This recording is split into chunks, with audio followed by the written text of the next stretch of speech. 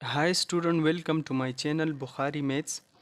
आज की इस वीडियो में हम कम्प्लेक्स नंबर के हिस्ट्री पर बात करेंगे। इस वीडियो में हम कम्प्लेक्स नंबर की हिस्ट्री के दो कंसेप्ट सीखेंगे। ठीक है, एक वो कंसेप्ट जो गलत कंसेप्ट है जिस पे ज़्यादातर बिलीव किया जाता है, और एक इसकी रियल जो कंसेप्ट है उस पर बात करेंगे। ठीक है, तो चलो स्टूडेंट सीखते हैं कि इसका जो गलत कंसेप्ट है पहले उस पे बात करते हैं जिस पे बिलीव किया जाता है। ठीक है, जैसा कि हमें पता है किसी भी रियल नंबर का, जब हम कोई रियल नंबर ले उसका स्क्वायर हमेशा पॉजिटिव वैल्यू होगी। ठीक है, अब हम ये बात करते हैं और उस पर यकीन करते हैं। ठीक है, और ये हकीकत है, ये किसने कही थी उस पर भी बात करेंगे। ठीक है, अब हम ऐसे सिचुएशन को फेस करते हैं जहाँ इस स्क्वायर की वैल्यू निगेटिव आती है। देखिए एग्जांपल हम लेते हैं। ठीक है, ये रहा हमारे साथ एक example, x square plus 1 is equal to 0। ठीक है,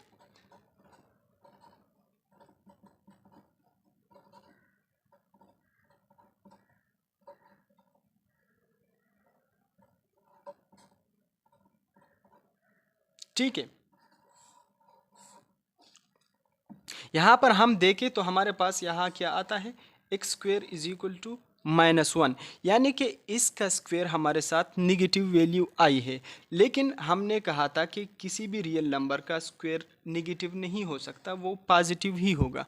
जब यहाँ पर ये देखा गया तो यहाँ से ये कंक्लूजन निकाली गई कि इस इक्वेशन का रियल नंबर में कोई सोल्यूशन नहीं है, यानी कि ऐसा कोई रियल नंबर एग्जिस्ट नहीं करता वो जो ये इक्वेशन सेटिस्फाई करे। ठीक है, इसके बाद फिर कहते हैं जब ये प्रॉब्लम आई तो इसके लिए मैथमेटिशियन ने एक कम्प्लेक्स नंबर को डिफाइन किया, जिसे ग्रीक लेटर आयोटा से डिनोट किया था। इसको ए से डिनोट किया था, -1, ये एक ग्रीक लेटर है आयोटा। ठीक है, और इसका अगर हम स्क्वायर ले ले तो ये हमारे साथ बन जाती है -1। ठीक है, अब ये जो नंबर इंट्रोड्यूस कराया गया था इसको कहा गया था इमेजिनरी यूनिट।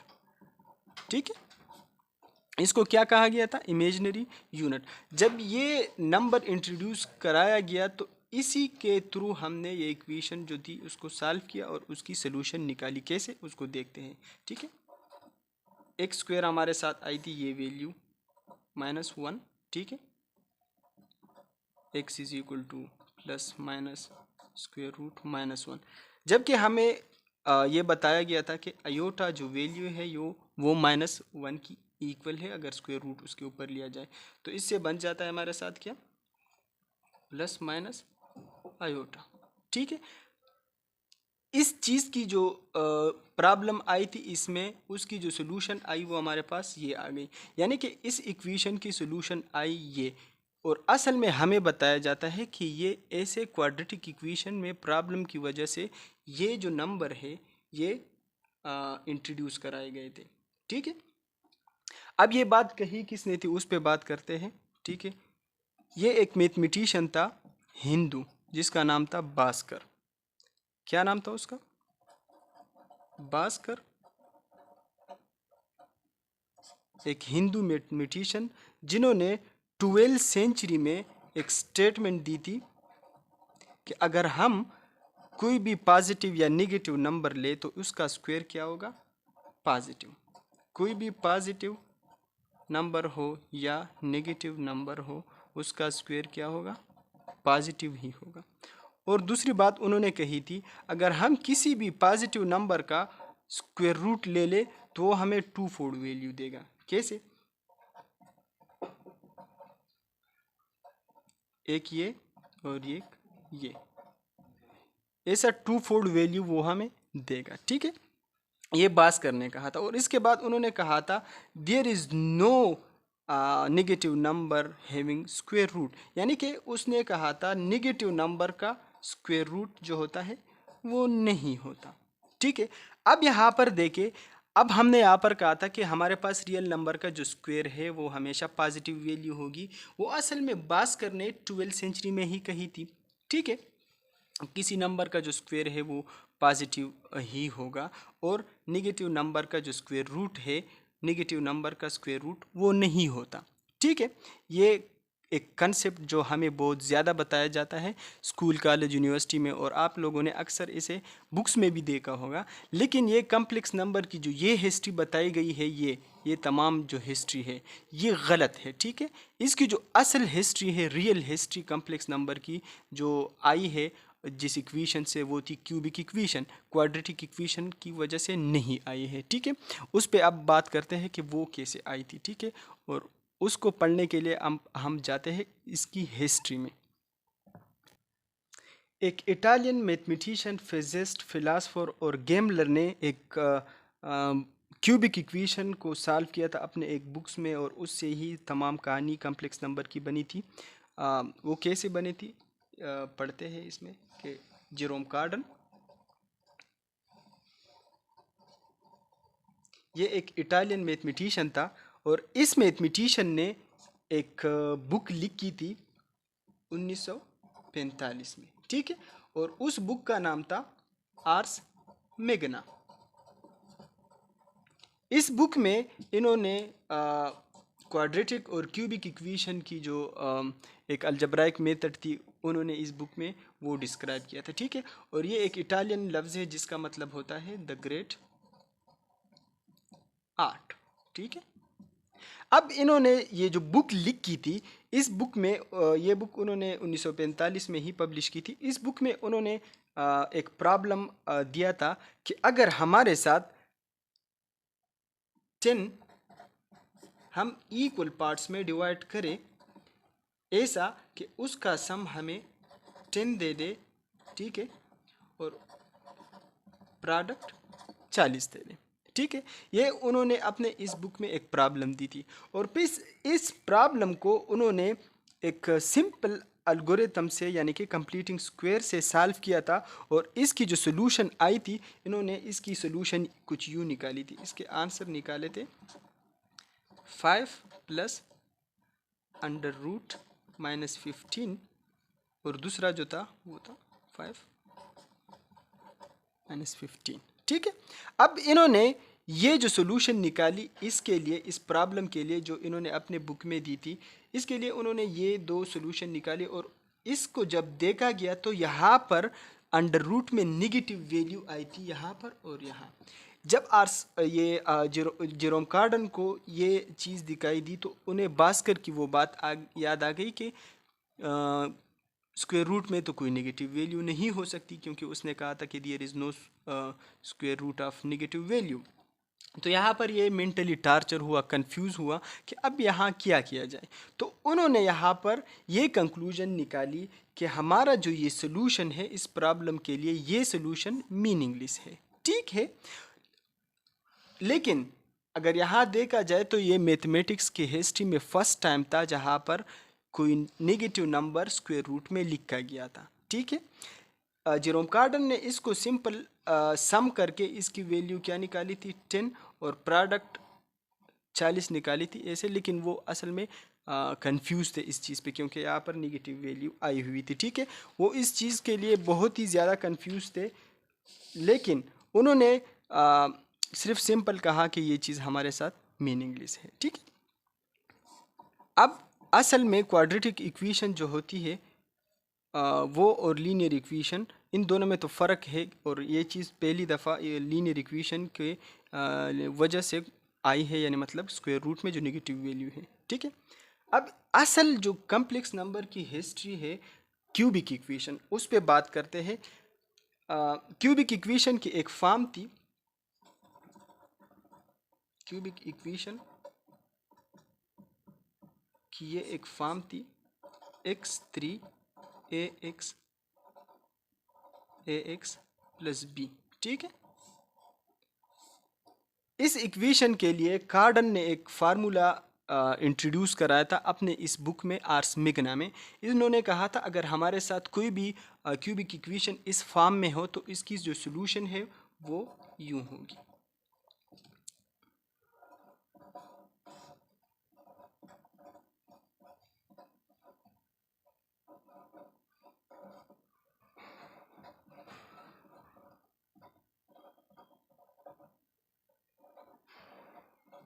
A/3, ठीक है, और प्लस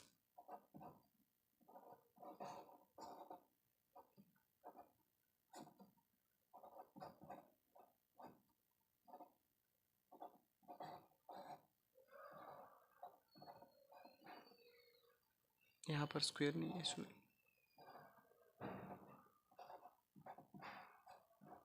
क्यूब, ठीक है। कार्डन ने ये फार्मूला इंट्रोड्यूस कराया था कि हमारे पास कोई भी क्यूबिक इक्वेशन हो उसकी सॉल्यूशन ये होगी, ठीक है। और इस फार्मूले को कार्डन फार्मूला कहा गया था, ठीक है। इस फार्मूले को क्या कहा गया था? कार्डन। यानी कि कोई भी क्यूबिक इक्वेशन अगर इस फॉर्म में आ जाए तो इसकी जो सॉल्यूशन है वो हमारे साथ क्या होगी? ये होगी, ठीक है। अब इस कार्डन के जो ये फार्मूला उन्होंने इंट्रोड्यूस कराई थी, इसको एक मैथमेटिशियन ने एक हिस्टोरिक एग्जाम्पल पे जब अप्लाई किया तो उन्होंने एक कन्फ्यूजन इसमें देखी। वो क्या थी? वो हिस्टोरिक एग्जाम्पल, उस पर बात करते हैं, ठीक है। वो एग्जाम्पल थी,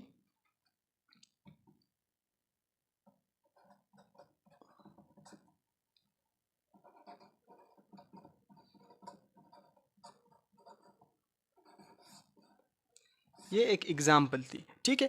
जब इस एग्जाम्पल पे एक मैथमेटिशियन ने इस कार्डन फार्मूले को अप्लाई किया तो इसकी सॉल्यूशन उन्होंने यूँ निकाली कि 3 2 प्लस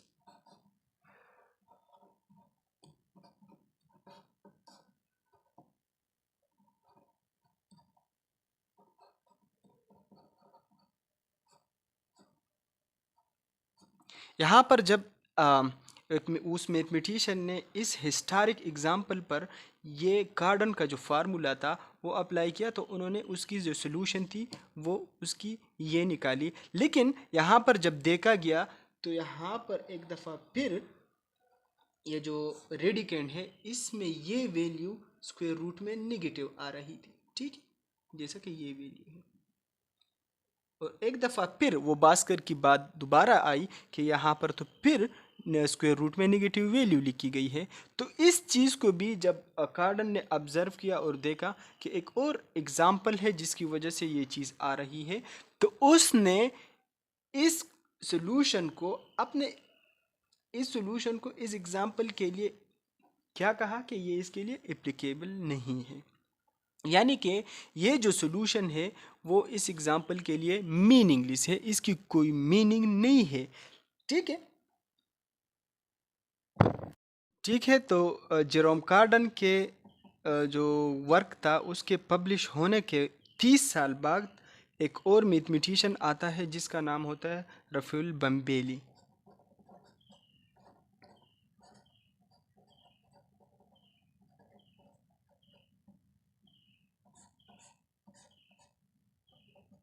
ये एक हाइड्रालिक इंजीनियर था। इन्होंने इस कार्डन के जो जिस चीज़ को उन्होंने मीनिंगलेस कहा था, इस चीज़ को उन्होंने आगे प्रोसीड किया। यही एग्ज़ाम्पल उन्होंने ली और इस एग्ज़ाम्पल में उन्होंने देखा कि कार्डन के फार्मूले के थ्रू इसकी जो सॉल्यूशन आई हुई है, उन्होंने जब इसको मीनिंगलेस कहा था तो इसमें जब इन्होंने ऑब्ज़र्व किया तो इन्होंने देखा कि यहाँ पर इस सॉल्यूशन के जो ये रेडिकेंड है इसमें फ़र्क सिर्फ किस चीज़ का है?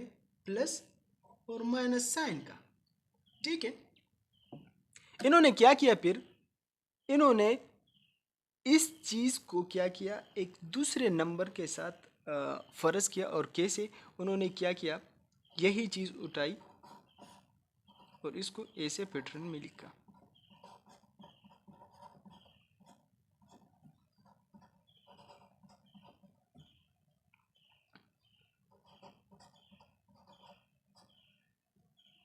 ठीक है।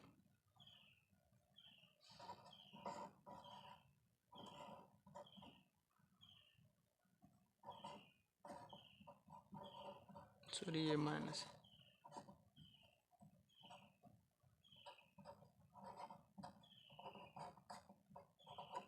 इन्होंने कार्डन के इस सॉल्यूशन को इस पेशेंट में लिखा और इसके बाद उन्होंने क्या कहा? इसको सॉल्व करने की कोशिश की एक सिंपल मेथड से। उस टाइम पे जब रियल वेरिएबल के लिए जो पब्लिश हुई थी वही रूल्स यूज़ करके रफ़ील ने इस चीज़ को सॉल्व किया, और इस चीज़ को सॉल्व करते हुए रफ़ील ने ए की वैल्यू 5 और बी की वैल्यू 1 हासिल की।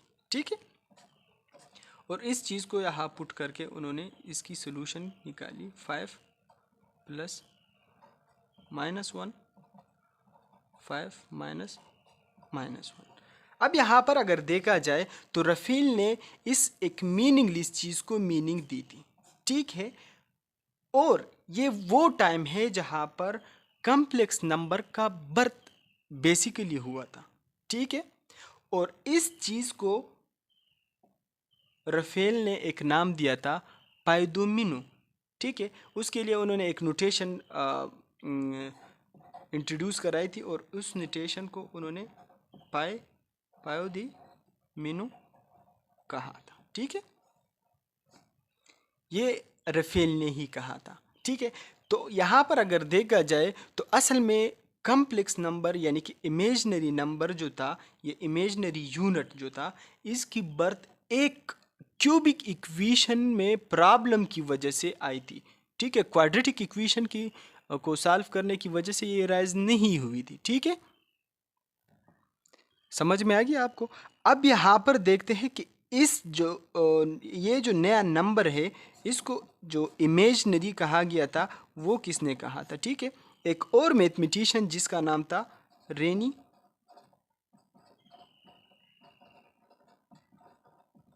रेनी डिस्कार्ट्स एक मैथमेटिशियन था जिसका लाइफ पीरियड जो थी ये थी। इन्होंने इस नया नंबर जो इंट्रोड्यूस हुआ था रफ़ेल ने किया था, जिसको उसको इन्होंने इमेजनरी नंबर कहा था। ठीक है, क्या इमेजनरी, इसको उन्होंने इमेजनरी वर्ड से पुकारा था। ठीक है, ये रेनी डिस्कार्ट्स ने ही किया था।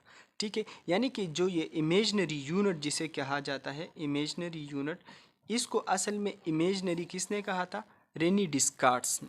ठीक है, अब इसके बाद एक और मैथमेटिशियन आता है लियोनार्ड यूलर। क्या नाम होता है उसका,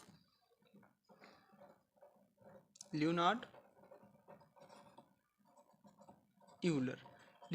यूलर वो मैथमेटिशियन है जिन्होंने कॉम्प्लेक्स नंबर के फंडामेंटल यूज़ करके एक्सपोनेंशियल और ट्रिग्नोमेट्रिक फंक्शन को लिंक किया था। कैसे किया था इंशाल्लाह उस पर फिर बात करेंगे। ठीक है, लेकिन इस मैथमेटिशियन ने 1978 में इस नंबर को जो इंट्रोड्यूस हुआ था, जिसे रेनी डिस्कार्ट्स ने इमेजनरी नंबर कहा था, उसके लिए एक स्पेशल नोटेशन डिफाइन की, आयोटा, इससे डिनोट किया था। किसने, लियोनार्ड ने। ठीक है, और ये एक ग्रीक लेटर है आयोटा। ठीक है, अब इसके बाद अगर यहाँ पर देखा जाए कि ये आयोटा जो है ये इसकी इक्वल हम क्यों लेते हैं, इसको असल में यूलर ने ही कहा था। ठीक है, समझ में तो आ गया यहाँ पर ना कि असल कहानी है क्या। अब इसके बाद जब हम कहते हैं यहाँ पर, तो ये हमारे साथ क्या है, इमेजनरी यूनिट, इसको हम इमेजनरी यूनिट कहते हैं। अब ये जो कॉम्प्लेक्स नंबर होता है ये क्या चीज़ होती है और इसको कहा किसने था। ठीक है, ये एक और मैथमेटिशियन था जो जर्मन मैथमेटिशियन था जिसका नाम था कार्ल फ्रिडरिच गॉस। ये एक जर्मन मैथमेटिशियन था। उन्होंने 1832 में कॉम्प्लेक्स नंबर का कंसेप्ट दिया था। कॉम्प्लेक्स नंबर का, इमेजिनरी यूनिट का नहीं, कॉम्प्लेक्स नंबर का जो कंसेप्ट है वो असल में कार्ल फ्रिडरिच गॉस ने दी थी। किस में, 1832 में। ये हम इंशाल्लाह अगली वीडियो में डिटेल से पढ़ेंगे, लेकिन सिंपल यहाँ पर इसकी हिस्ट्री पे बात करते हैं, उसमें भी फिर कर लेंगे ताकि आपको समझ में आ जाए। यहाँ पर इन्होंने कॉम्प्लेक्स नंबर का जो टर्म है वो कार्ल फ्रिडरिच गॉस ने 1832 में यूज़ किया था, और उन्होंने कहा था कि कॉम्प्लेक्स नंबर का जो टर्म है ये कैसे और किस फॉर्म में लिखेंगे। इन्होंने कहा था कि कॉम्प्लेक्स नंबर हमारे साथ इस फॉर्म में होंगे जहाँ ये रियल नंबर है और ये इमेजनरी। ठीक है, अब आपको समझ में आ गया होगा कि कॉम्प्लेक्स नंबर जो है ये इमेजिनरी यूनिट जो है और कॉम्प्लेक्स नंबर जो है ये असल में एक क्यूबिक इक्वेशन को सॉल्व करते हुए अराइज हुए थे, और वो क्यूबिक इक्वेशन हमारे साथ था 15x+4। ये इसे हिस्टोरिक एग्जाम्पल भी कहा जाता है। उम्मीद है दोस्तों आपको मेरी वीडियो पसंद आई होगी। अगर मेरी वीडियो पसंद आई है तो कमेंट करें, लाइक करें, शेयर करें और सब्सक्राइब करना हरगिज़ न भूलें, ताकि आप तक हमारी नई वीडियो जल्द पहुंच सके। Thank you.